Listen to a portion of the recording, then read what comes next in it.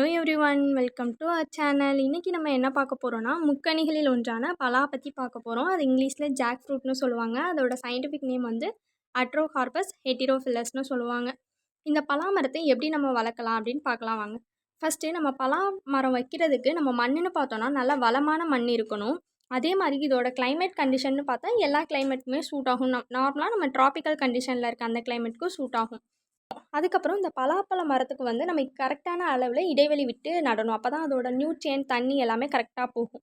இந்த பலா மரத்துக்கு வந்து 8 into 8 மீட்டர் வந்து நம்ம ஸ்பேஸ் விட்டு வச்சோன்னா அந்த பலா மரம் வந்து நல்லா ஈல்டு தரும். அதுக்கப்புறம் பார்த்தோன்னா நம்ம இந்த பலாப்பழத்தை வந்து எப்படி வந்து நம்ம மெச்சூரிட்டி இண்டெக்ஸ் கண்டுபிடிக்கிறது, அதாவது இது பழுத்துருச்சு அப்படின்னு நம்ம எப்படி பார்க்குறதுனா, அது வந்து கலராக லைட்டாக வந்து கலர் சேஞ்ச் ஆகும். அதுக்கப்புறம் வந்து என்ன ஆகுனா வந்து அதோட அந்த பலாப்பழம் வாசம் வந்து வெளியில் வரும். அதை வச்சு நம்ம இது வந்து பழுத்துடுச்சு அப்படிங்கிற மாதிரி நம்ம இது பண்ணிக்கலாம். அதே மாதிரி இந்த பலா மரம் வந்து நம்ம ஒட்டு போடுதல் முறையில் பண்ணோன்னா வந்து 5 வருஷத்துலேயே நம்மளுக்கு வந்து இந்த பழம் தந்துடும், ஈல்டு தந்துடும். அதே மாதிரி வந்து நம்ம இந்த சீட்லிங் மூலம் பண்ணோன்னா 8 வருஷம் ஆகும். அதே மாதிரி ஒரு மரத்துக்கு வந்து நம்ம வந்து 150லேருந்து 200 பலாப்பழம் வந்து நம்ம வந்து ஹார்வெஸ்ட் பண்ண முடியும். தேங்க்ஸ் ஃபார் வாட்சிங்.